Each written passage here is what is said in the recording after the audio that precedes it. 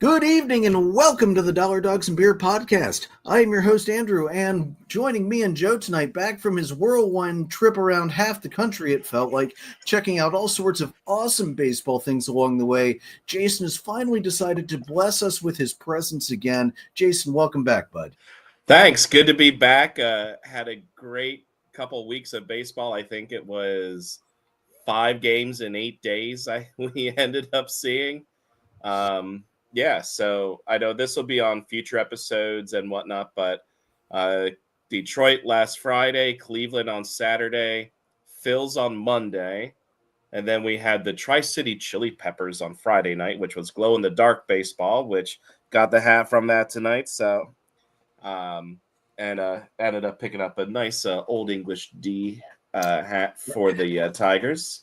I love the classic Old English D that they use. It just looks great. Plus, when I was in elementary school until K through 4, I was at Denver Elementary. So all of our Little League, it was all that same Old English. Nice. D. Yeah, it's a sweet look. And then rounded it out with another Phil's game on Saturday where I ended up eating a Philly taco, which was delicious and like it had no business being as good as it was, but it was horrifyingly delicious. For those of you who do not know what a Philly taco is, you go to Jim's Steaks on South Street in Philly. You grab a cheesesteak, get whatever you want. I went whiz with just cheese whiz, onions, that's it. And then you walk a block up to Lorenzo's Pizza, and you get what they call the jumbo slice. Yeah, it was a big slice. It covers 2 plates, and then you take that cheesesteak, you wrap it up, you roll it up in the big slice of pizza, and you eat that. So this is kind of let's see if I can get that going. That's probably going to be good. We'll try another time, but here, I'll pull it up off your. I'll pull it up. Don't give me a second. That's all right. We could talk about that another time. But either way, it was delicious. It literally looked like you were getting. It literally looks like the kind of thing that this is going to give me the heart attack, and I'm just okay with that. Yeah. Oh man. But it's good to be back. How are you guys doing?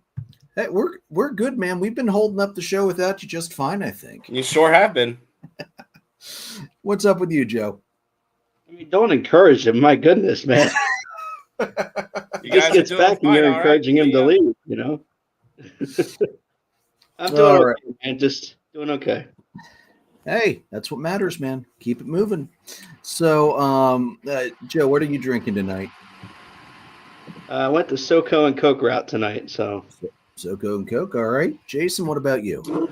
I'm going with a timeless classic lately for me with the Cheerwine Ale.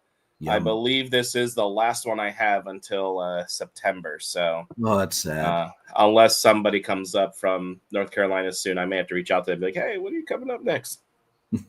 And can you bring more beer? Yep. There can't be a max to go over state lines, right? I'm sure there's. I don't think so.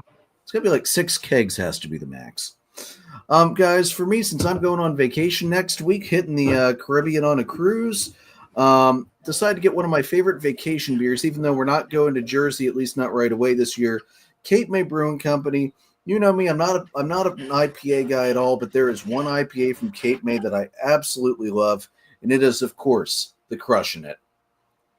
Just nice. Great beer. And, I'm just feeling, I'm feeling holiday. I'm feeling refreshed, ready to go. Cannot wait to get on the boat. We leave on Sunday. We'll get back Saturday after Memorial Day. Just a viewer note: we will be off next week since I'll be on vacation. And Jason Joe decided, hey, it's a holiday. We're actually going to take Memorial Day off this year. So no episode next week. Send us anything fan related in, and we'll bring it up the week after, along with more of Jason's pictures from his various trips.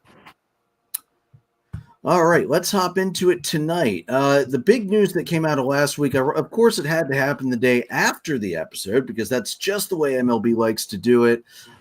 Pete Rose, Shoeless Joe, and others have been reinstated by baseball. Rob Manfred now has ruled that the lifetime ban ends upon death. Manfred said, quote, obviously a person no longer with us cannot represent a threat to the integrity of the game. Moreover, it is hard to conceive a penalty that has more of a deterrent effect than one that lasts a lifetime with no reprieve. Therefore, I have concluded that permanent ineligibility ends upon the passing of the disciplined individual, and Mr. Rose will be removed from the permanently ineligible list. So, I feel like this was a long time coming. When you have the FanDuel Sports Network, you have games that are sponsored by BetMGM and other gambling sites. I understand. We still don't want the players to gamble, especially not on baseball. I wholeheartedly agree with that. That still needs to be a perma ban if you're stupid enough to get caught gambling for or against your team or any other baseball teams. I am fine with that remaining in effect. But it was time. I was fine with Rose being banned for life while he was still alive. He bet for and against his team as a manager, and as a manager, anytime you're worried about what the bookie's doing, it could very well influence the moves you make. So I was okay with the ban. He's dead now, though. It's time to get past that. It's time. And Shoeless Joe, let's be. I know the Black Sox scandal. I know it was what it was. Shoeless Joe did not commit an error during that series. He still hit 376. He was obviously not trying to throw the series. The stats back it up. So I think it's time that Shoeless Joe, Pete Rose finally get their chance to be elected to the Hall of Fame. I know Pete Rose's family has reached out and petitioned the Hall of Fame so that he can be eligible immediately. I don't think I'm not sure it merits immediate eligibility and automatic eligibility into the Hall of Fame. Joe, what do you think? Let's start with you. I mean, there's three ways of looking at this, I think. One of them is, they're no longer alive, so they don't pose a threat to the game, whatever that means. Part of it is that you have, like you said, FanDuel Sports Network, BetMGM, all the stuff, fantasy baseball in all its contexts, and part of it is that, they have to set a standard for when Ohtani gets banned for gambling sometime down the road, but that'll never happen. So, I mean, I don't know. Part of me, they don't pose a threat to the game, but I mean, all this time, I could understand keeping him out as a manager. I don't think he was ever Hall of Fame worthy as a manager. No, agreed. When it comes to Pete, so this was just, this was just to prove a point. Number one, but number two, like he's your hit leader. At some point or another, you have to fall on the sword and let the guy in, and it was kind of stupid to make him wait until he was dead to do it. From a player standpoint, it's a little annoying there from that standpoint. And I think also probably Manfred's just trying to help his credibility with the fans with on the way out, because he'll be gone before he gets voted in. So, I mean.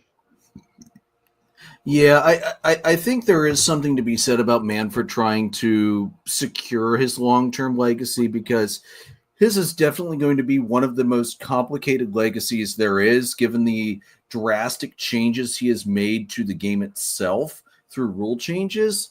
So that very well could definitely be a strong part of it. Here's the thing that drives me nuts with that.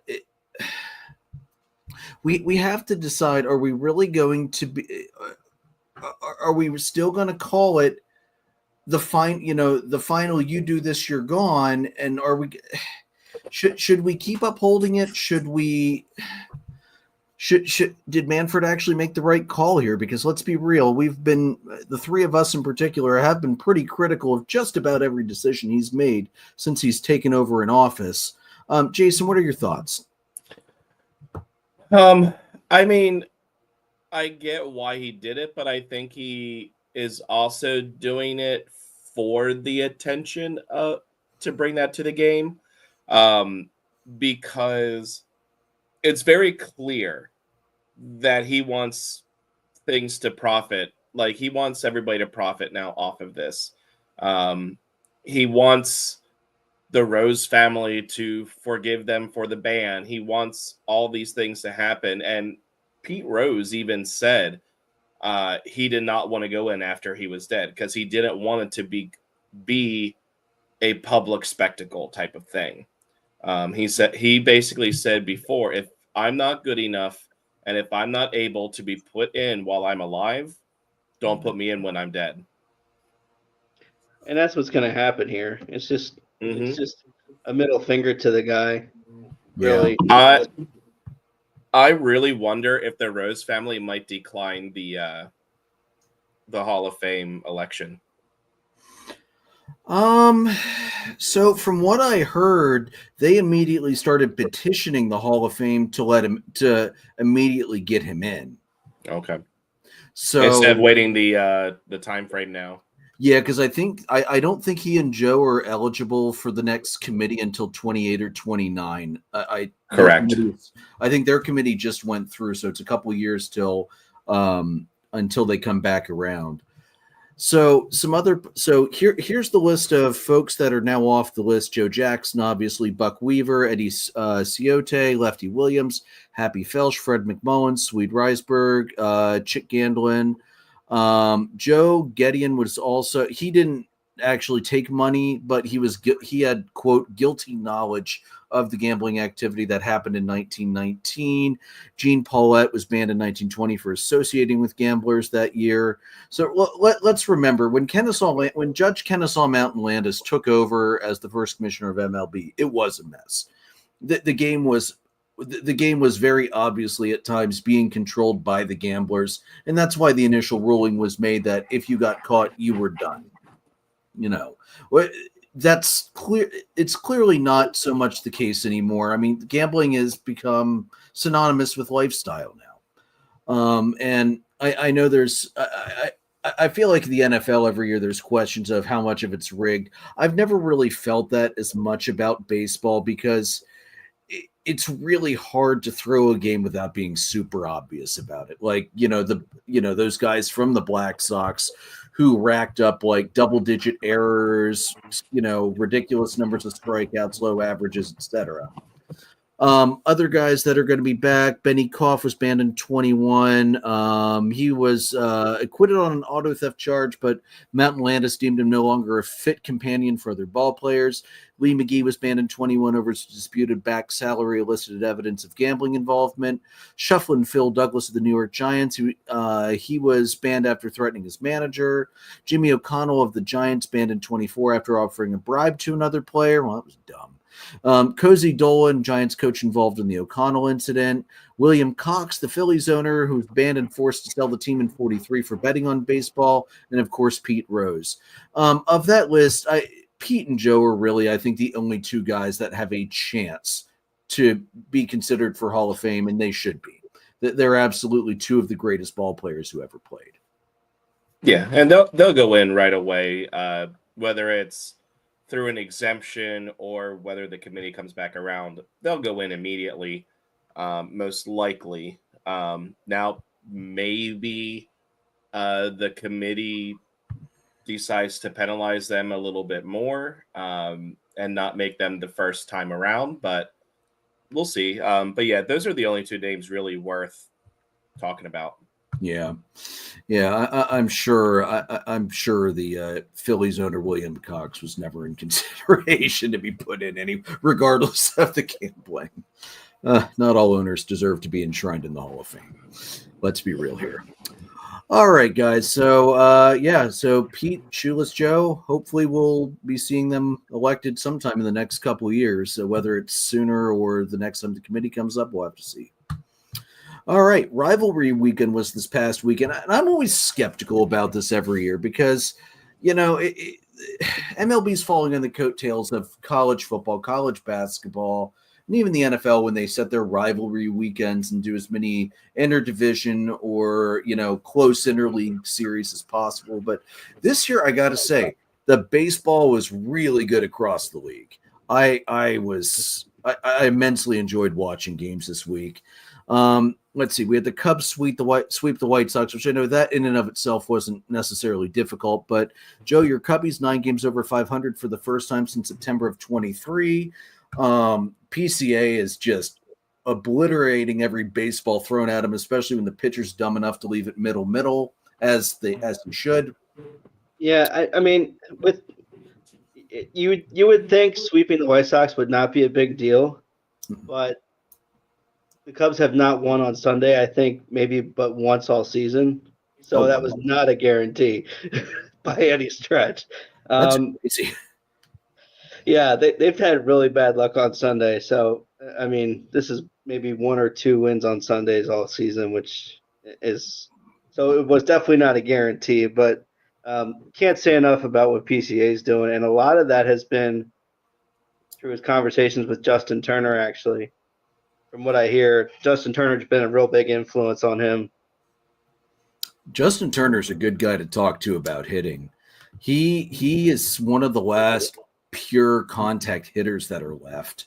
And if he can instill in Pete that you don't always need to go for the home run, and if you get something down and away and you can slap it the other way and advance a runner, that's better than a weak pop-up trying to pull it out. That's huge. Yeah, and I think for PCA, a single is a double. Yeah. He's going to get on. He's going to take second base almost every time with his speed. So for him, it's a matter of fulfilling Joe's money ball requirements and just getting on base. Yeah. And boy, does he do it well. And he's just fun to watch. Is there a more exciting hitter to watch in the game right now other than maybe Aaron Judge? I don't know. I mean, I'm not disappointed by what I'm watching. That's for damn sure. Because something I like to talk about when Michael Harris makes great catches in the outfield. PCA does that and more because his speed is just incredible, the range he can cover. So, yeah, you know me. I'm a web gem guy. I love watching good defense. So keep it up, PCA, please. And, hey, maybe, Joe, eventually he'll take over the top headline for Ohtani. Wouldn't that be something? Yeah, not going to happen. Yeah, maybe not. But the Angels swept the Dodgers for the first time in 15 years. The Mariners swept the Padres. So the top 2 teams in the NL West went down hard this past weekend. That was such a pity to watch. I know I was absolutely heartbroken watching the Dodgers get swept, especially when it was former Braves catcher Travis d'Arnaud who hit the go-ahead home run in Sunday's game to seal the sweep. I was just heartbroken watching all of that. What a pity. You had Juan Soto going back across town to the Bronx. The Yankees fans let him have it all weekend. He was booed. He hat-tipped the booing. The first time he ran out in the field, the entire right field corner turned their backs on him. He tried to go out and say hi to Aaron Judge. Aaron Judge just ignored him and kept prepping for the game. And the Yankees got the last laugh. They took the Subway Series. That was a fluky Sunday night baseball game, like they all tend to be. And it's funny. As many times as Juan Soto has faced Max Fried when he was in the Nationals and Fried was in the Braves, the fact that he got tied up by so many of Fried's breaking balls was surprising to me watching that series. Yeah, and I think. I don't I kind of understand why the Yankees fans are reacting the way they are, but at the same time, I kind of don't, because Soto was literally a rental. Yeah, and he was a rental that got them a pennant. So I think that they're just being petty at this point. I think if he didn't go to the Mets, it's a better reunion. I think the fact that he turned down the Yankee money to take more money from the Mets, which realistically, guys, I can't blame anybody who's going to take the biggest deal available, no matter where the team is. Yeah, I mean, and it's not like he took all that money to go to a terrible team. Yeah. took them. He has the money and the competitive team in the Mets. So I mean, I was more pissed from a National League East standpoint because we had only recently gotten him out of the division. Yeah, right. When he went over to the Padres. But I don't quite get it. I think it's one where he should have gotten a better reaction than he did, because he was a big part of the reason why they got the AL pennant last year. Yeah, I mean, Judge was the MVP and rightly so, but Judge wouldn't have hit as well as he did last year without having Soto in the lineup too. No, not a chance. Mm-hmm. You know, Think about it's a lot of the things that are RBIs. crazy about that game last night is you have both pitchers went 6 innings, 2 runs. ESPN dubbed Max Fried start a magic night. David Peterson only gets through 6. It's ridiculous. There's No a bias video. there at all. There's an ESPN clip where they had Soto and Judge talking to each other, and they made it into this big like reunion thing. And the guy's like, they played together for 8 months. Stop it. Yeah, and Mm-hmm. like that's the other thing too. It's not like they had time to build a huge rapport with each other. They were barely teammates. That's the media always trying to make a bigger let me pull this box score up quick. Peterson, 6 innings, 3 hits, 2 runs, one earned, 4 walks, 4 Ks. Fried, 6 innings, 3 hits, 2 earned runs, 2 walks, 8 Ks. Yeah, those are comparable starts, to be honest. I know Fried had more strikeouts, but it's not like he blew Peterson's performance out of the water. Right.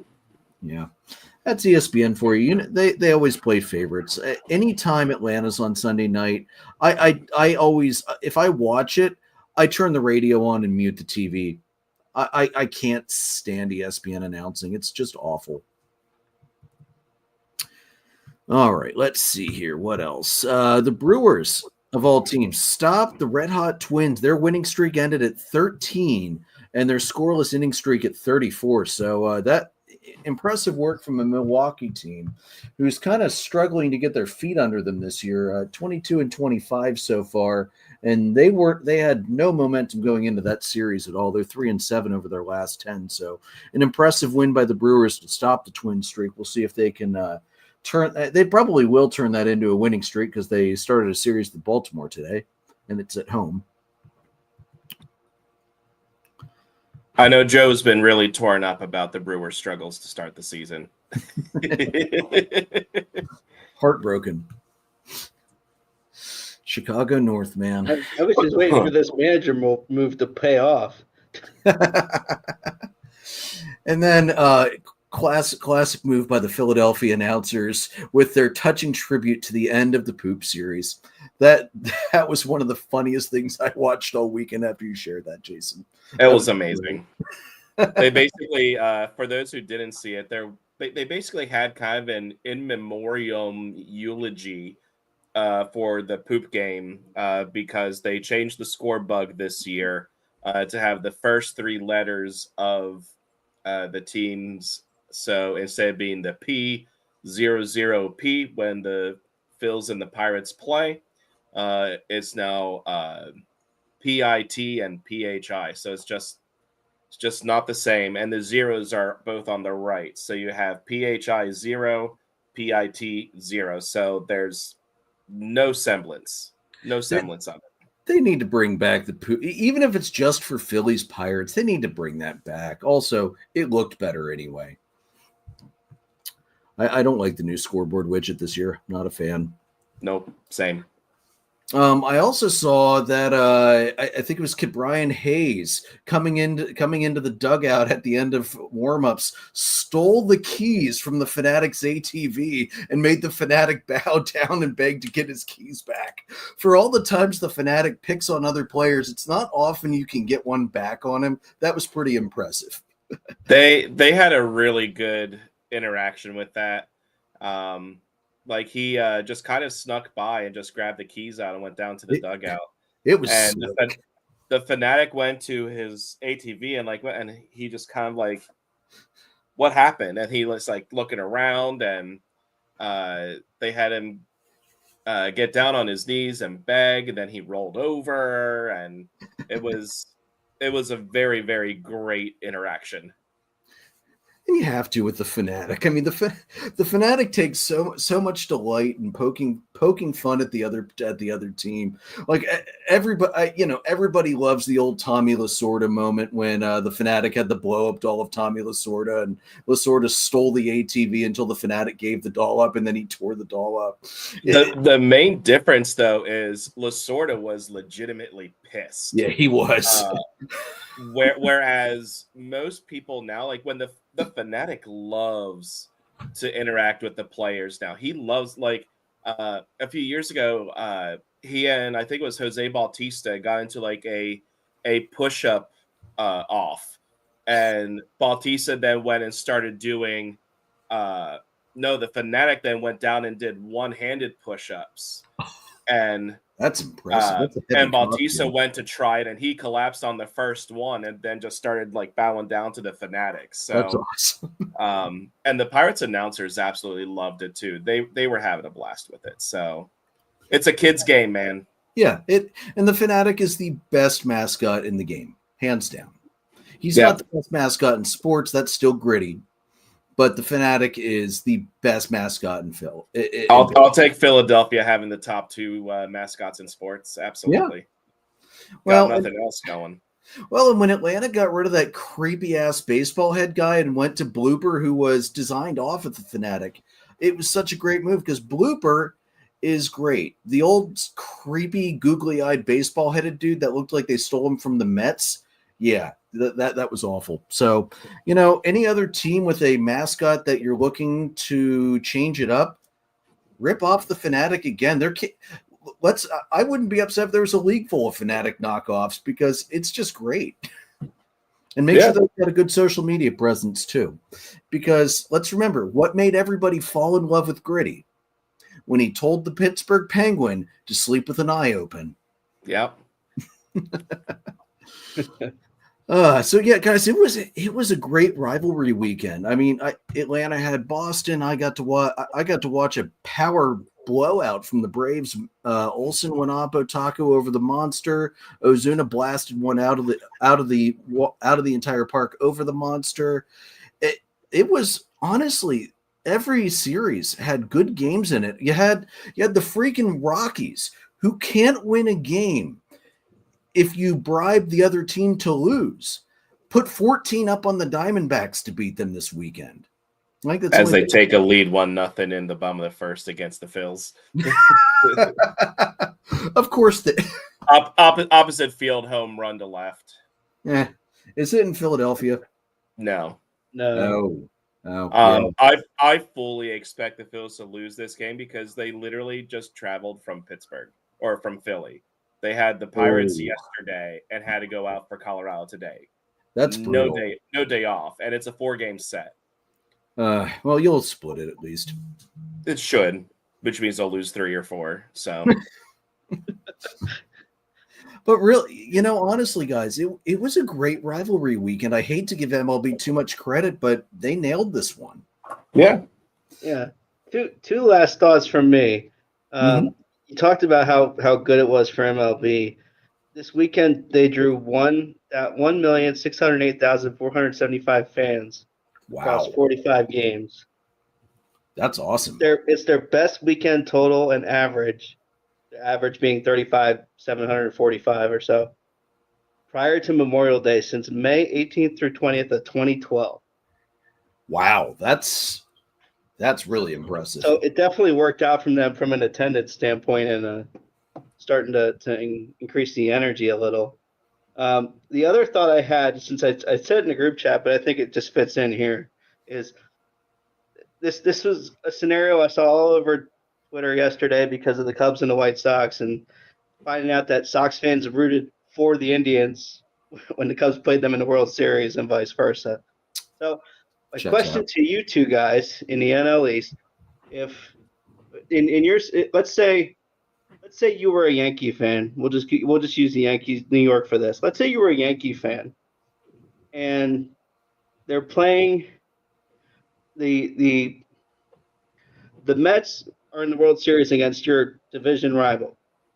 Would you root for the Mets for the city connection, or would you root for Boston because it's the same league? Oh man. So I've got to tell you, from my experience going to New York last year for Yankees, Red Sox in the Bronx, the Yankees fans really kind of disregard Boston. Like, Boston hates New York with a passion. New York fans, they don't really care about Boston, their opinions or their feelings. So, especially with the venom we saw directed at Juan Soto, which was, as we pointed out, a little bit overdone by the fans, I think they're more likely to root for the Red Sox than they are to root for the Mets. What would you do if you were a Yankee fan? If I'm a Yankee fan, man, that's tough because I've never lived in a city. I've never lived in a city, so I've never been like, because I know that's such a different experience being in a big city and feeling the energy of the city. Like, look at how the city came out when the Knicks moved on for the first time, and I forgot how many years it was. I think the Yankees fans would probably root for the Mets for the city connection over the Red Sox. Yeah, I agree with that. I think along the lines of like, if I'm having to choose between like the Yankees and the Braves or the Yankees and the Mets, I'm not rooting for the Braves or the Mets. Absolutely not. I already rooted for the Astros over the Braves. Like, I remember that. I might have done that the next season when it was Astros and Phillies too. yeah. So I'm kind of like, I don't see how how fans would be pulling for their arch nemesis or their primary rival. So I would probably, if I was a Yankees fan, I would probably be pulling for the Mets. You spend all season hating your division rivals. Yeah. It's really hard to turn. Like, I generally do root for the National League most of the time. Last year, I was kind of rooting for a meteor. Not gonna lie. Same with the Super Bowl, rooting for a meteor. But yeah, I think the last time I rooted for an NL East team was the Nationals in 19, because I knew that was going to be the end of that era. I knew that was the only chance Strasburg was ever going to have, because you knew he was falling apart. And let's be honest, like, nobody really cares about the Nationals. Like, in our division, like the top three in that division of Braves, Phillies, Mets, we really don't care about the Marlins or the Nationals. So no, we just get pissed when the Marlins remember how to play baseball against us. Right. So I don't think it's so much I think it's more of that hated rivalry. So I would take the city connection over that. One thing I know Jason and I will absolutely agree on 100% is we will never root for the Mets in the World Series. Nope. We can begrudgingly root for each other's teams depending on who the AL team is. No. Or like, if it's to stop a three-peat, I'd root for the Phillies, especially if it was the Astros running on a three-peat. At that point, I'd stop rooting for the Astros. I don't know that I would say that I'm rooting for the Braves, but it'll be probably in that scenario be kind of one of the, like, I would be more okay with it. Yeah. And like, I would still prefer that it not happen, but I would be less upset. I would still hate it, though. And like, looking at the Super Bowl this past year, I literally had no rooting interest at all. I was happy for my youngest son, Ben's an Eagles fan. I was happy for him that the Eagles won. My opinion of that game probably wouldn't have changed no matter which team was winning and losing with the score that lopsided. It was still a boring ass game of football that dragged badly. But I'm happy for my friends when their teams win titles, even if it pisses me off because I don't like seeing their team win titles. Yeah. But yeah, you're not ever going to see me root for the Mets, no matter how many Mets fan friends I have. Jason, any other thoughts for you or other stories from Rivalry Weekend? Nope. All right. I have a little bit more later. All right, well, let's dump on the Phillies a little more. Jose Alvarado was suspended 80 games without pay. He violated the MLB drug policy. He tested positive for exogenous testosterone. It is a performance-enhancing substance. He did accept the suspension and is not going to appeal it. Same with Jurickson Profar earlier this year from Atlanta. He is going to be ineligible for the postseason when the Phillies make it. I'm not going to say if the Phillies are going to make it, either as the division winner or as the wild card. Sorry. I'm not going to say if. Dombrowski noted that the positive test was caused by a weight loss drug he took in the offseason. He's going to lose $4.5 million in pay. Jason, it depends on how you want to look at this. This is either the worst loss you could have had to your pitching staff or the second worst loss you could have had to your pitching staff. It's hard between him and Wheeler.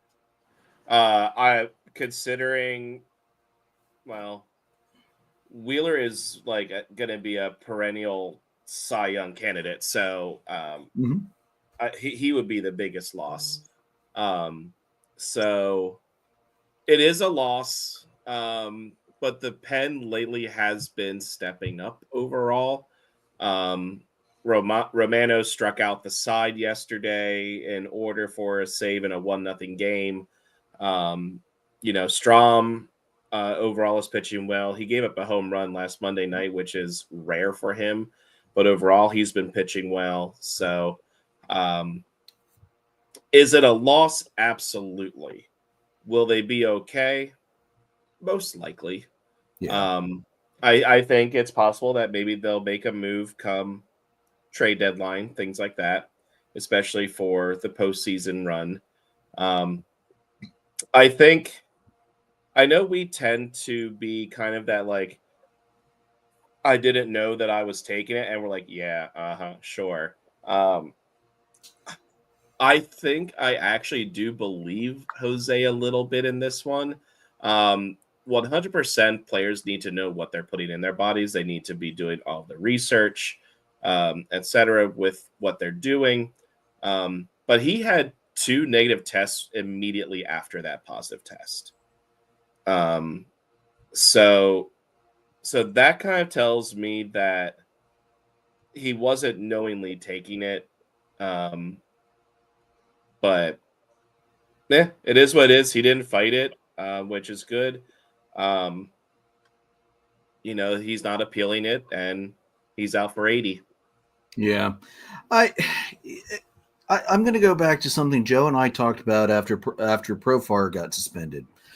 MLBPA gives you a list of approved supplements that they have personally laboratory tested to make sure there is nothing in it. That includes recovery. That includes protein. That includes weight loss. That includes pretty much anything you could imagine. Why would you risk it? That's the thing I continuously get when people get suspended for stuff. I said it with Profar too. You didn't have to do that. One of the problems, though, is that they're not always heavily audited, the production side of these things. So a random ingredient can get thrown in. So that's one thing to consider on the side of the players. Usually I don't side with them, but considering that, like Jason said, there's 2 negatives right after, clearly intend to take it. Yeah, at least it appears that way. Yeah, it's not like Profar where it's pretty much cut and blank. He Right. It does seem like it could very well be a case of a tainted supplement, but still, I just don't understand why you have these resources. Why don't you use them? Yeah, you still have to be careful. You still have to monitor. It sucks. I think what actually makes me feel the worst about it is I really am feeling for the kid with special needs that he met the other week, who like I did idolizes this guy. Like that's I would love to hear about the reaction from him, because he has not love, but I would be interested to see or hear about his reaction, because he's got to be absolutely crushed. Yeah. Absolutely. Because that's again coming back to the responsibility, like to these players. People look up to you. Yeah. So it's one of those. It is what it is. Got to move on without him. Yeah. And like he's a good guy too. Like his I love you, Mom message on his hat for Mother's Day. That would have been better than all of the MLB spewing how great Ohtani crap they put up that day was. Like, okay, he just had a kid. Great. Move on. He's not the mom. Drives me nuts. I know it drove Joe nuts too when we were talking about the Mother's Day episode. It sucks. And the Phillies already should have been looking for bullpen help at the trade deadline. Now they will definitely be looking for bullpen help at the trade deadline. And let's be real, this will probably move the timeline up a little bit. They're probably going to have to start looking before the trade deadline. I would think you'd probably want to try and maybe jump the market before it explodes like it always does. Right. All right. So like I said, no postseason for Alvarado. Hopefully this does end up being a one-time thing. I know I do know with the two negative tests in between, I think what they're looking overall, the level might have gone back down, but I think it was the overall aggregate average raised too high because MLB does kind of, you know how the Olympic athletes, it's kind of like that bio footprint testing that they do where they're looking at long range results and not just short range. It's probably something like that, and that's probably why he's like, yeah, there's probably no way I'm going to be able to successfully argue this. So that we'll see. The Phillies should be fine.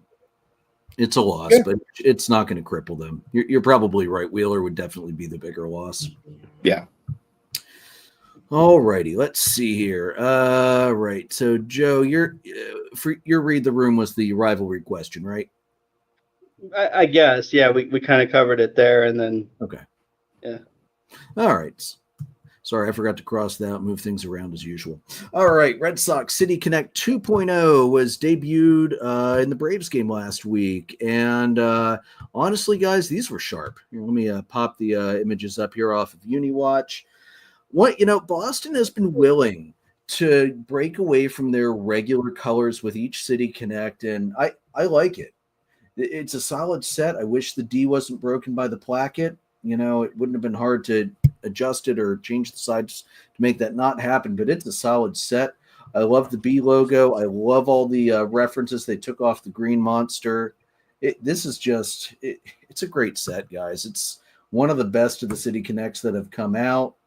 Where was the one? So that's the picture of the scoreboard, and down on the lower tag, it showed the lights just like the ball strikeout lights on the scoreboard. It was just, really good, solid set by Boston.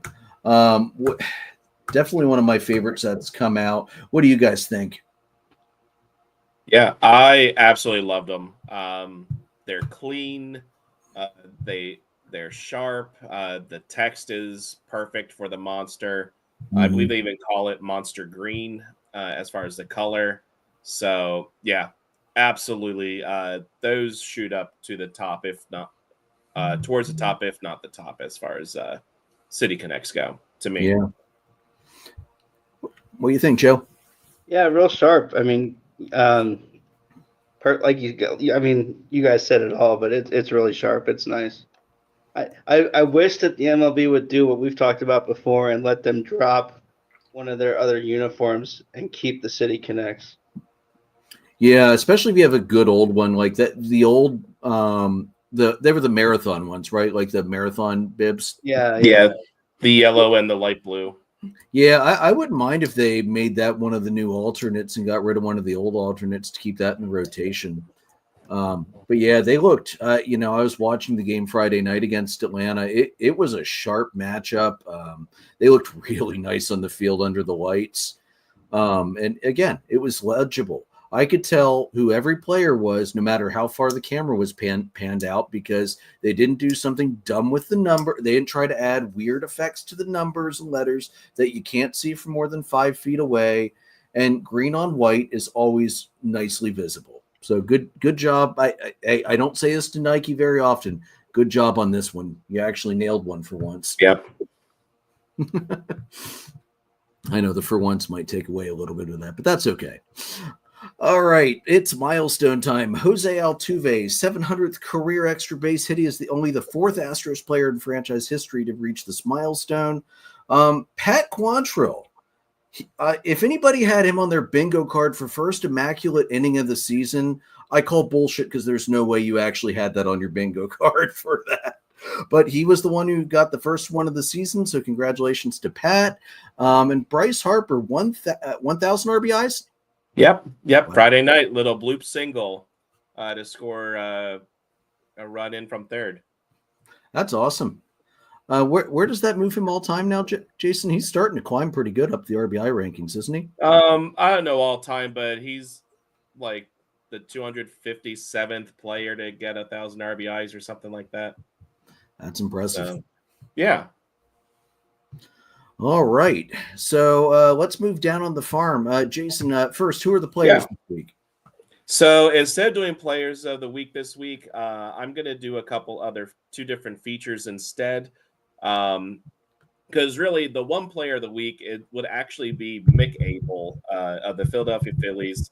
Made his MLB debut yesterday, so Sunday, against the Pirates. And he made his debut going against Paul Skeens. He's the Phillies' number 8 prospect, and he ended up getting the win in this game with a 1-0 final score. So Paul Skeens pitched for him a complete game, which was 8 innings, 3 hits, 1 earned run, a walk, and 9 strikeouts.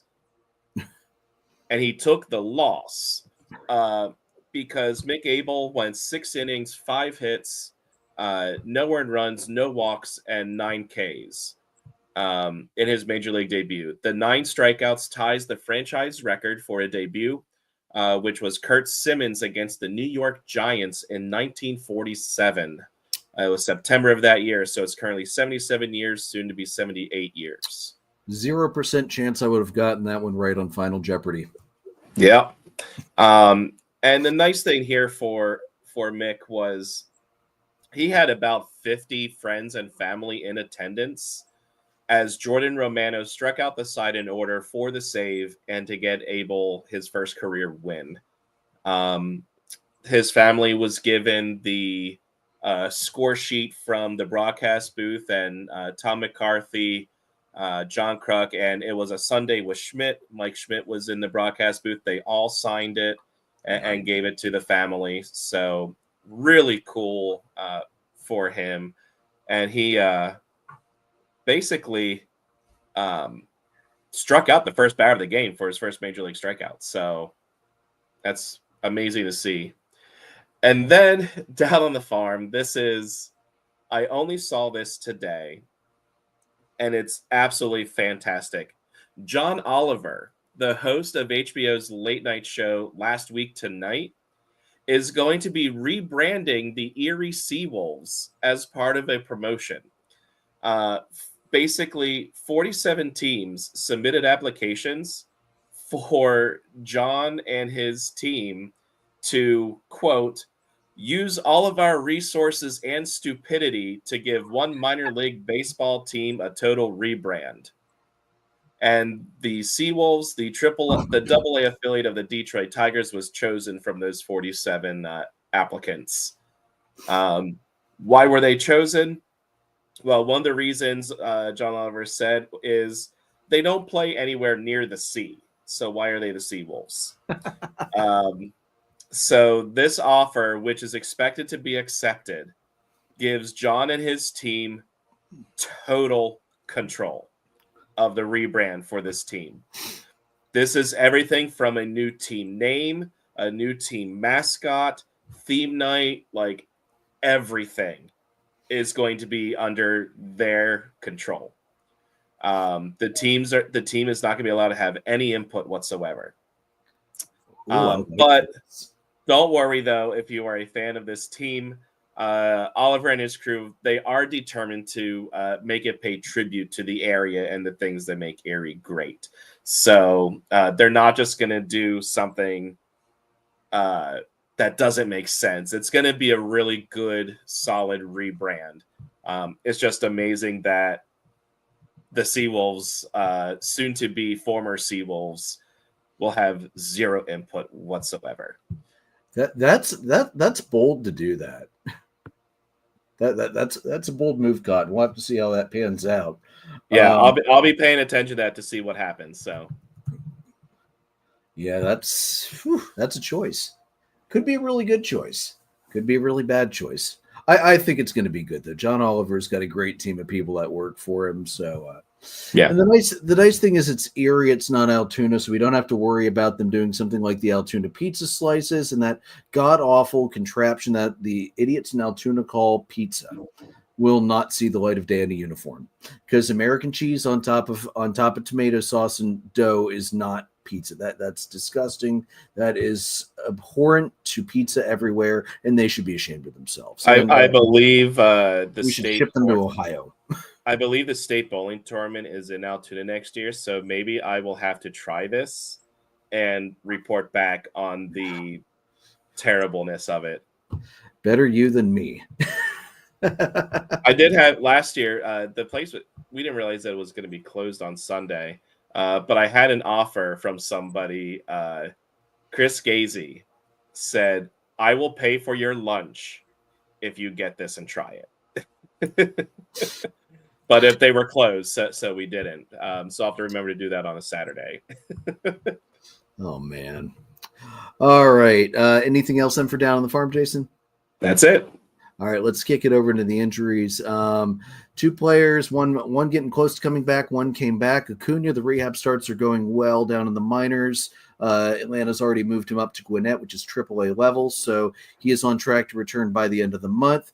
Clayton Kershaw made his 2025 season debut, losing to the Angels. Went 4 innings, allowed 5 runs, 3 walks, 2 strikeouts, 1 home run allowed.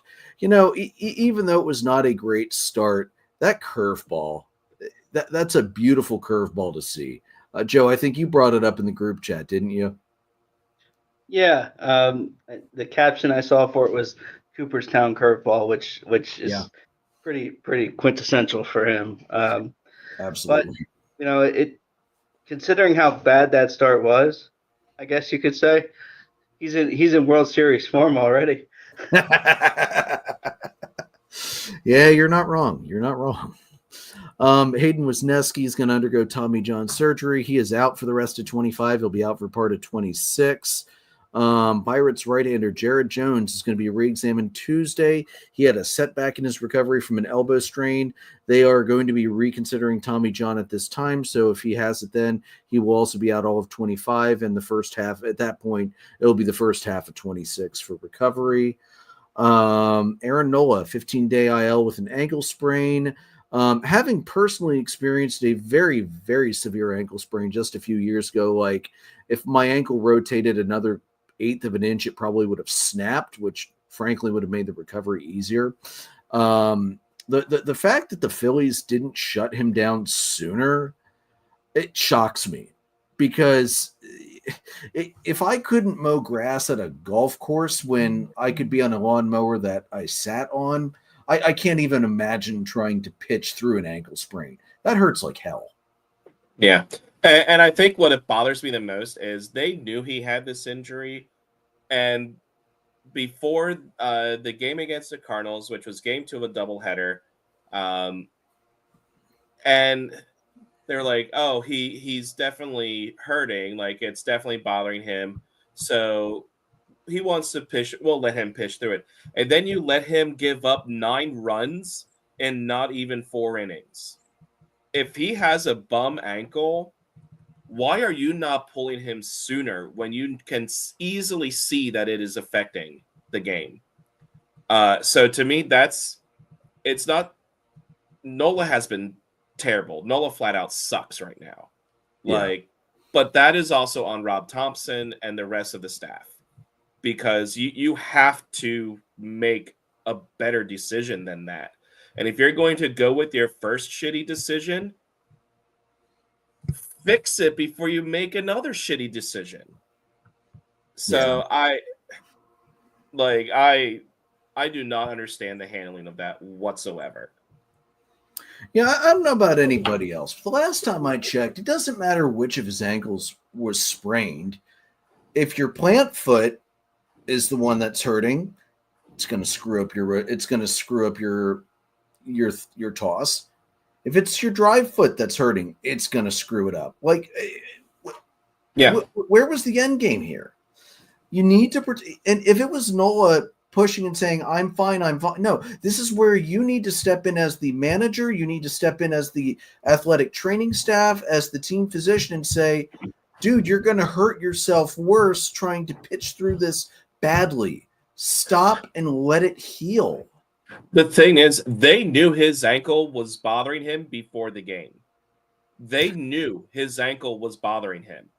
And he said, let me try and get through it. And they're like, okay, which I can understand that to a point.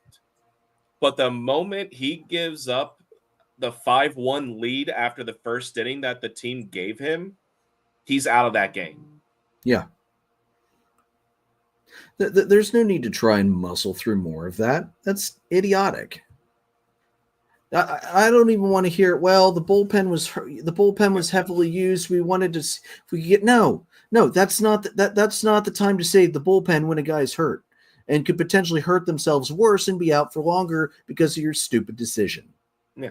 I mean, as much grief as I've given Taijuan Walker, as much as I've complained about Taijuan Walker over the last year and a half, he's pitched well this year, and he's done enough that he wouldn't be the one giving up 9 runs because Thompson would pull him after 3 or 4. Yeah. Let him. Why wasn't he starting that second game instead, or why didn't he come in for long relief? Like, it said he came in later in the game. Now, he did give up some runs. That was the game where the whole pitching staff was bad. But it's hard for the rest of your pitchers to get up and pitch well when your starter gives up 9 in 3 1/3. Yeah. So it doesn't set the tone well for the rest of the game, that's for sure. No. And if I remember sometimes it's just going to happen with pitching staffs too. If I remember, it's one day last week where in the space of 20 minutes, we saw like 4 or 5 walk-offs. That was just wild. Yeah. So, well, hopefully Nola heals quickly. Guys, am I missing? Nah, put him in the pen. I don't care. He can be done. Man, Jason's gone from fuck Taijuan Walker to I love Taijuan Walker and fuck Aaron Nola. Aaron Nola just keeps serving up his famous meatballs. So,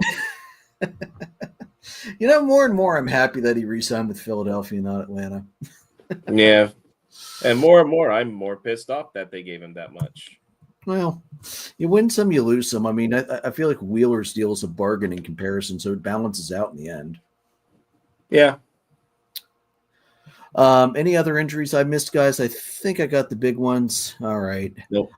All right, let's move it into the Hall of Fame game. Jason, I've got your pictures pulled up here, so yeah. 1 second to share the screen. While you do that, I'll just talk a little bit here about that. So on April 30th, I crossed off an item from my 40 and 40 list, which was basically see a Phillies game in the Hall of Fame Club, which is like the suite level in the 200 area.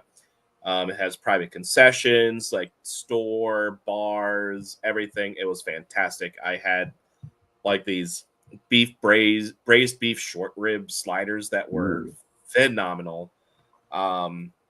Wider padded seats, good leg room. It was just amazing. 7-2 win. Schwarber, Real Muto, and Kepler all homered. So it was just great night. And within this, and this is where I think the pictures will come into play here, the Phillies have a Hall of Fame area with just memorabilia and photos and things like that, as well as I'm sure that this is in here, but a couple special things for fans as well. Looks like we start off here with some Dick Allen stuff. That is one of Dick Allen's jerseys and things like that from his time with the club. That was really cool to see. This is a chair, a stadium chair from Connie Mack Stadium / Shibe Park, which was the ballpark before the Vet opened in the 70s. So much Phillies history there. And this seat is seat number 1. So it was donated, and it ended up being signed by Richie Ashburn, the center fielder, Hall of Famer, who wore number 1 and primarily played at that ballpark. So That's cool. signed by Whitey. Throughout the course of the of the walls and everything, they have different like eras from when they won the pennants or won the World Series. So it looks like this was the 1980 World Series one. They had them both for when they lost them and things like that. So yeah, like I think I took a picture for Orioles friends from 83. You see the 83 World Series and you see the old Oriole bird out there. Flag, ring giveaways and photos and hats from their different playoff runs in that stretch of 5 years from 2007 through 11.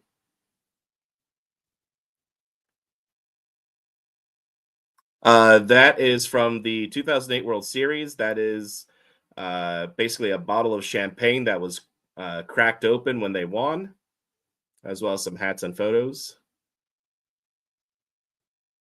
Okay, this one is really cool. So this is a cast of Roy Halladay's hand with a ball in it from when he threw his perfect. It's either the perfect game or the playoff no-hitter. That's incredible that they still had that. That I think was one of my favorite pictures of the whole set.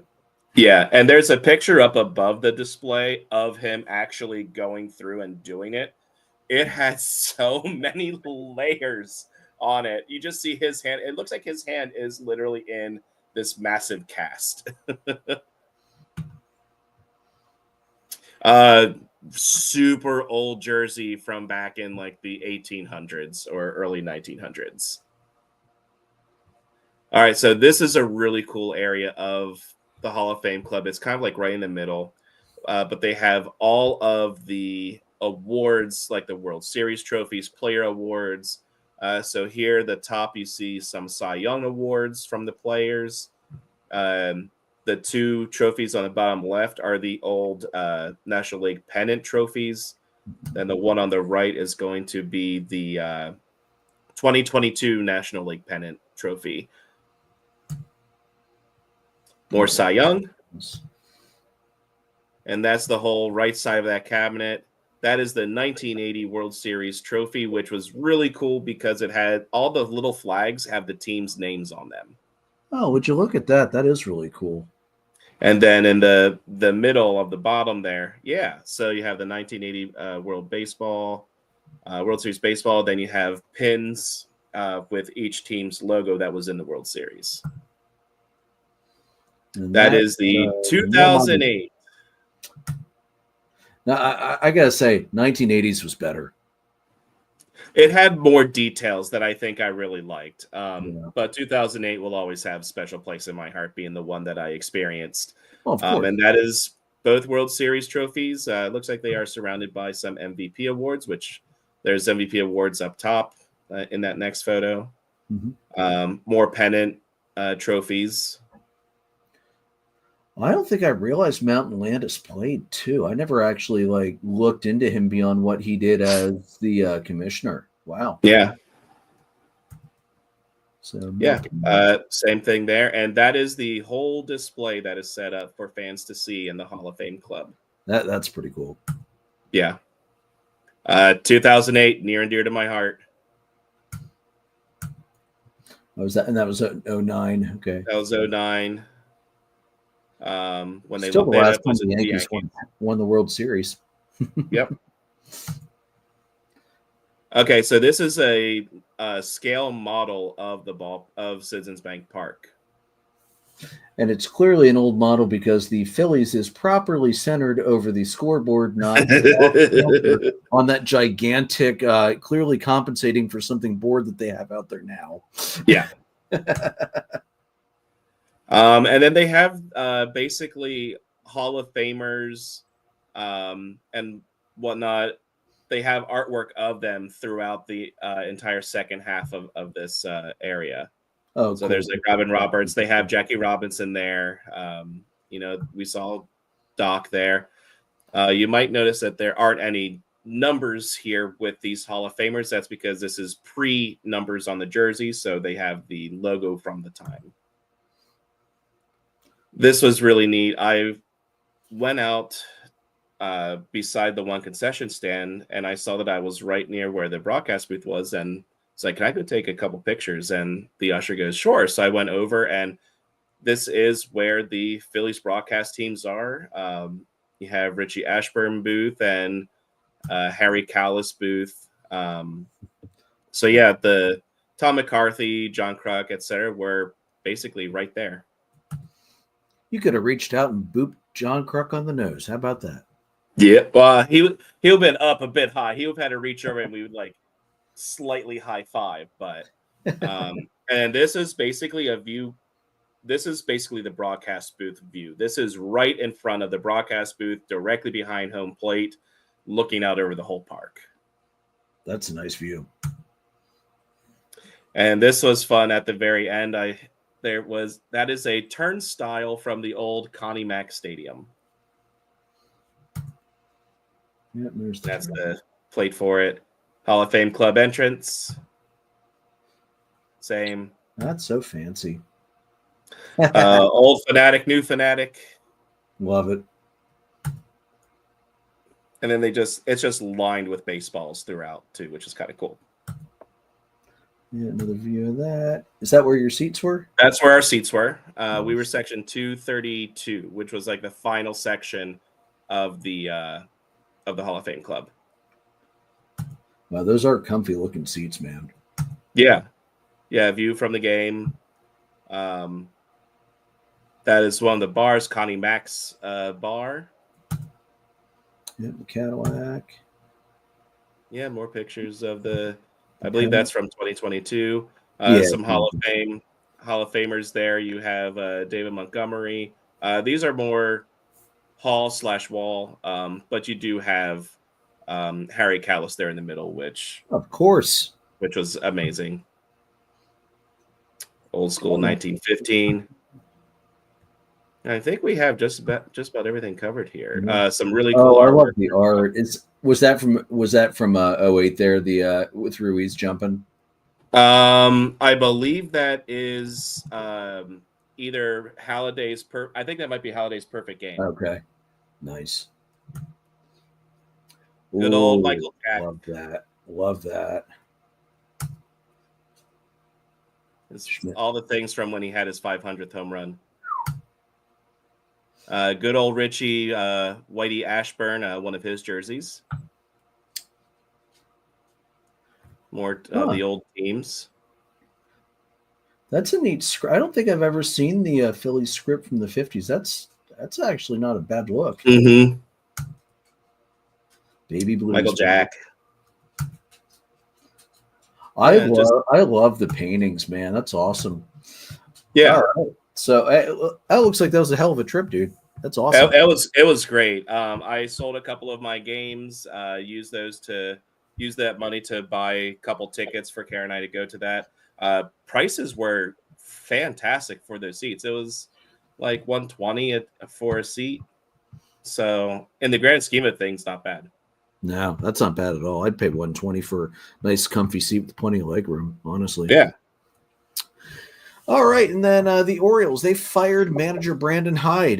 Third base coach Tony Mansolino is going to be the interim manager for the rest of the season. He was originally hired back in 2018. He initially struggled going 131 and 253 in his first 3 seasons.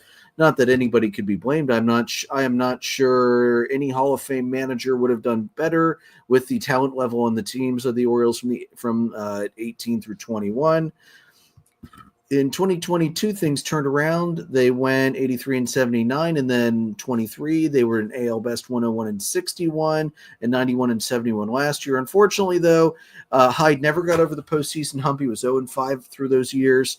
Owner David Rubenstein said, quote, "Brandon Hyde is someone I've come to know and deeply admire, not only for his extensive knowledge of baseball, but also for his exceptional leadership as a manager. I am sincerely grateful for his significant accomplishments over the past 6 years, which have greatly benefited both the Orioles and the city of Baltimore." So Jason, Joe and I talked last week with Black being fired and the Pirates manager being fired. Is this truly the fault of the managers, or is this more the fact that the ownership decided not to bother doing anything in free agency, particularly not re-signing Corbin Burns when they had literally no other options at pitcher? I mean, this is not entirely Hyde's fault. It's just, I think this is one of those, the managers are always the first to go. The owners or GMs aren't going to fire themselves. But for me, this one is due to the management of the club as far as the front office goes. Corbin Burns wouldn't have saved this team this year. Their injuries are just too much with the starting rotation. Like, the starting rotation is abysmal to the point that Gibson was let go. Like, you have like three of the starters are on the injured list, at least. So the Orioles pitching we knew was going to be suspect coming in, and it's kind of proven to be the case. And who's responsible for the pitchers? It's not the manager. It's up to the front office to make the moves necessary. So was the right guy fired? What do you think, Joe? Well, I don't know. I mean, I don't think. Obviously, pitching we knew was a concern going into the year, and unfortunately, I mean, the offense, like Jason said, the offense has been hurt a whole bunch, and when they have been playing, they haven't been playing well. To only be one game up on the White Sox, something has to happen. Yeah, and I mean to have the talent on that roster, offensively at least, and position wise, and to be underperforming to this level. Obviously, there's injuries, but at the same time, maybe they just need a fresh voice. I don't know. yeah. They underperformed some people's expectations last year, even with the 90 wins. So, like, to me, it just seems like they had that really fantastic year, and then it kind of went down like slowly, and then this year it just dropped off. Yeah. Significantly. Our predictions are not looking good. Just to remind everybody, our predictions for the Orioles this year, Big Jim said 90. I said 87, and Joe and Jason, you both said 89. I don't think any of us are going to – this is going to be one I'm going to win closest, and I'm going to probably miss it by 25-plus games. The way they're going. I think it's going to be one where we can be like, yeah, we won this. No, it's – this is one where you say, yeah, you won it, but you won it on a technicality. You did not win it for a great guess. Yeah. No. Oof. Yeah, just brutal for the Orioles. I feel for Jim, because Jim's gotten so excited. He's loved the fact that he can start watching baseball in the regular season again, and then they do this. So I know a lot of the young guys are also slumping in addition to the injuries. So hopefully they can at least turn it around and start to look somewhat competitive. They don't just decide to sell the whole team off, as that team had to do for so many years. Because this is just, this is one where you just say, hey, it's a bad year. We got wrecked with injuries. It's not. This is not the time to tear down and start over. Yeah, I don't think they'll sell. I think they'll, for the most part, stay put or try and get a non-rental starter that they can have under control for a couple years, something like that. But yeah, it's unfortunate that's just going to basically be a lost season.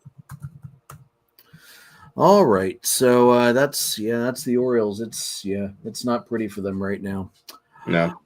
All right, so as we said earlier, we will talk about Jason's weekend journey throughout baseball in 2 weeks when we come back. Jason will have the hat on again, I hope. Yeah, Tri-State Chili Peppers, or maybe I'll switch it up and put the Tigers on. Then I can really show you the hat a little better. But hey, either or. And hey, if you happen to find a black light and feel like throwing the black light on for the hat to pop, hey, we won't say no to that. All right, guys, let's pop it over into the hot list. Jason, since you've been off for a little bit, we'll let you go first on the hot list. Sweet. Start with the hitter. Yep. All right, so my hot hitter this week is Will Benson of the Reds. Slash line of 525, 591, 1.368, 1.959. Had 10 hits and 19 at-bats, which included 5 homers and a double and 10 RBI. Yeah, okay, that's not bad. No arguments from me. Joe, who's your hot hitter of the week? There are a lot of good ones this week. I'm going to go with Miguel Vargas from the White Sox. 417, 423, 1,000 slug, a OPS of 1423, 5 runs on 10 hits, 2 doubles, 4 homers, 9 RBIs, and 1 strikeout. He is not the reason the White Sox lost this weekend. No, not hitting 417. He's not. If I recall in the group chat, there was some grumbling from Joe about how well he was hitting, but then happiness that nobody else from the White Sox was hitting. Yeah. I wasn't going to go homer, but I am going to go homer. Drake Baldwin, the rookie catcher for Atlanta, 556, 944. I love the eye roll from Joe. Yeah. You know what? Ask Joe, though. I have been good so far. But I'm going to be a homer. And Joe's just like, I've been really good actually this year, staying away from Atlanta players for the most part. Baldwin's the first hitter because the offense has been anemic for most of the year, and I only did one pitcher so far with Smith Shawver after he threw a one hitter. So, I've been much better about that than I have been in previous years. Thank you very much. Anyway. 556, 944, and 18 at bats, 5 runs, 2 homers, 6 RBIs, 10 singles, a double, no walks, and only 1 strikeout in that time frame. He and Murphy have both been so good. I honestly wonder if they don't sign Ozuna in the offseason. That way they can keep both Murphy and Baldwin's bats in the lineup next year. I wouldn't blame them if they did that. It would make a lot of sense. Yeah, that was a great week, though, for the rookie. Joe, who do you got for Moneyball this week? We're going to go with Wilmer Flores from the Giants. 368, 500, and a slug of 842, OPS of 1342. 6 runs on 7 hits, 3 homers, 9 RBIs, 5 walks, and 2 strikeouts. That's not bad. Yeah, no arguments there. And there was a lot of good hitting. I mean, PCA hit 458 last week. Belly hit 458 last week. There was a lot of good hitting over the past week. So this was not a week where we're all fighting over the 3 or 4 hitters that did well and then everybody else who was kind of mediocre. A lot of good options this week. All right, Jason, how about pitchers? My hot pitcher this week is going to be Merrill Kelly of the Diamondbacks. Yeah. 2-0 with 14 innings pitched, 9 hits, 1 earned run, 3 walks, and an astounding 19 strikeouts. That's not bad. All right, I'm going to go.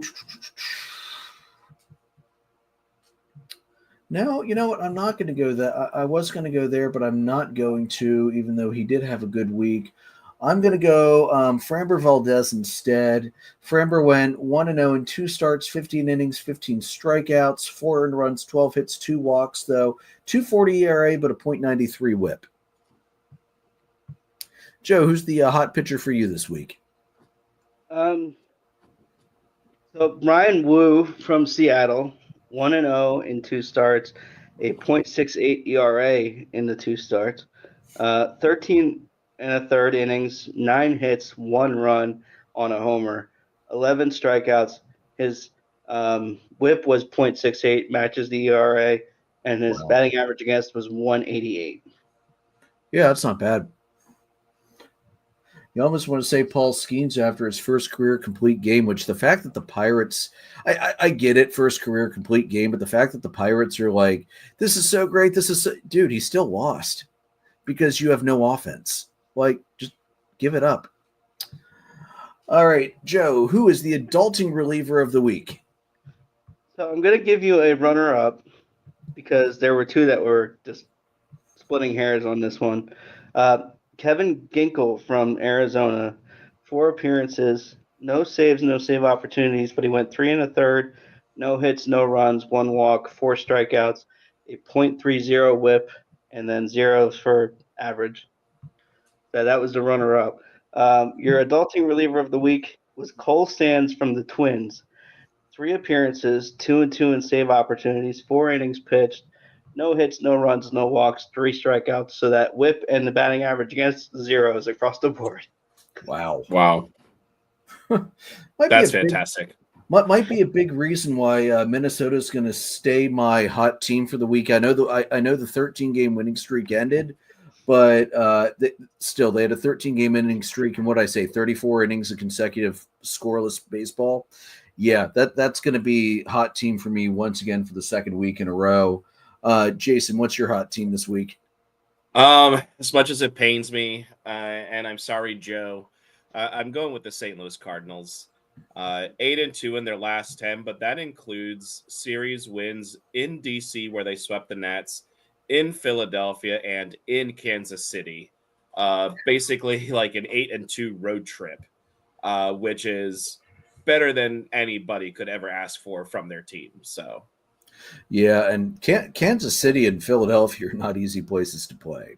Washington, right. Yeah, there's not much crowd effect there, but that's a hell of a road trip. Yeah, Joe, your hot team for the week. You know what? I'm gonna go with the Tigers. They're continuing to do what they need to do, and Javi is dazzling out there in center field. It's just fun to watch.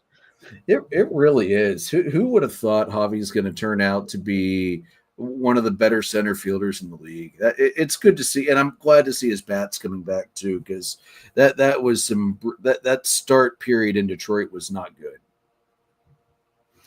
So maybe it'll give hope to the KB fans that are still out there in Colorado that if he ever gets healthy again, maybe he could do something like that too if they just let him DH and tell him to stay the hell off the field.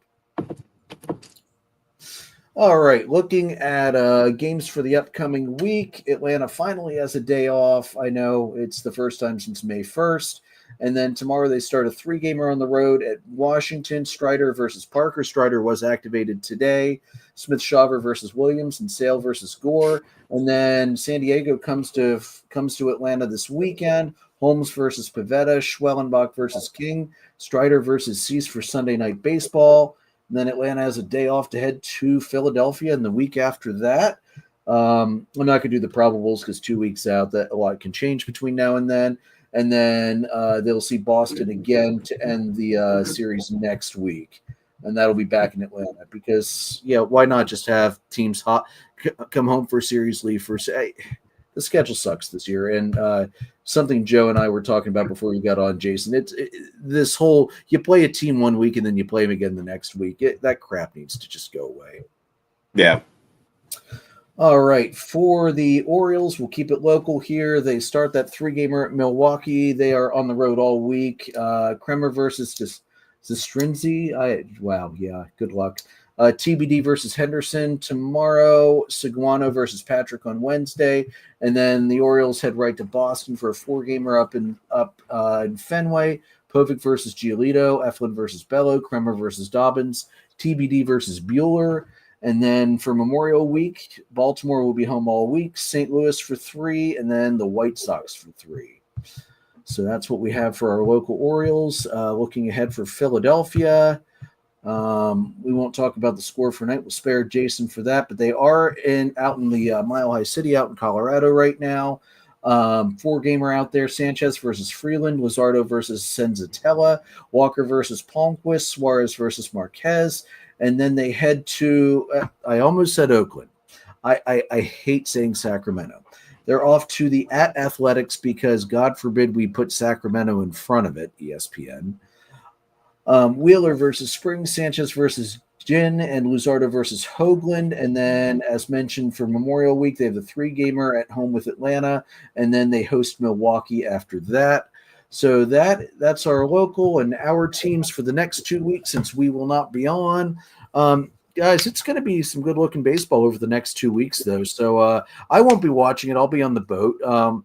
Jason, I'm going to follow your advice, and if I see a cricket match at one of the bars, I'm going to sit down, grab a couple Absolutely. drinks, watch cricket. Maybe when I get back and I talk to my pharmacist manager, who is Indian and loves both playing and watching cricket, I'll actually be able to understand what the hell he's talking about when he's talking about cricket, because Vishesh loves cricket, loves playing cricket. And let me tell you, from the conference trip we took down to Dallas earlier this year, there's nothing. If V ever says that there's anything athletic that he's not good at, he's lying. He's very good at, or once he does it for about 10 minutes, he becomes very good at it.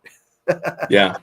So yeah, definitely take a look. If there's cricket on randomly, absolutely watch it. But most importantly, have an amazing trip, bud. I can't wait. This is the first time I've been out of the country since I was 16 in Canada, when you didn't need a passport to go to Canada. That's how long ago it is. I don't want to do the math. I don't feel like I don't feel like pointing out how old I am becoming, because you're the old guy now. You just hit 40. I don't want to take that away from you. Yeah. Sad thing is I didn't just hit 40. Yeah, I know. But you're still on your 40 I'm over for 40. halfway through to 41. Sucker. Yeah. You know, and one thing I remember that you were doing with your 40 and 40 was reaching out to the teams. I know we shared a lot of that in the off season. One of these weeks when the news is slow and we need a filler, if you've had any more things come in, we can share some more of that. Yeah, I haven't had anything new come in over the last few months, so I think that's kind of wrapped up. Okay. But I could go over who I've heard from and things like that. So I still say the Fenway Dirt's the coolest thing. I agree completely. So, guys, have a great Memorial Week. Hope you guys have an excellent cookout or something. Get some good family time in. To all of our listeners, I hope you guys get good time in with your family. Enjoy the holiday weekend. Memorial Day is always one of my favorite ones. The weather is usually nice. It's going to be a bit cool this year, but it's still going to be nice and sunny, which, hey, even if it's a little cool, sunny is better than the rain we have had over the last, 2.5 weeks. Granted, we did need it. So you can find audio recordings on Anchor, Google Podcast, Apple Podcast, Spotify, anywhere you find podcasts. We're live on YouTube and Facebook. Merchandise is at redbubble.com. Follow us on Facebook at facebook.com/dollardogsandbeer. We are presented by Dark Arrow Podcast, LLC, and sponsored by Baron Barbershop over in Manheim. Johnny, I will see you Thursday to make sure I am in tip-top shape for all of the pictures that I will be taking or have taken of me over the next week, because anybody who knows my wife knows she loves to document as many pictures as she can. Our Disney album from last year is well north of several hundred pictures between what we took and what the professionals took. We paid for the photo pass. If you go down to Disney, pay for the photo pass. It's absolutely worth it. Guys, may your dogs always cost $1. May your beer always be cold. We will see you in 2 weeks.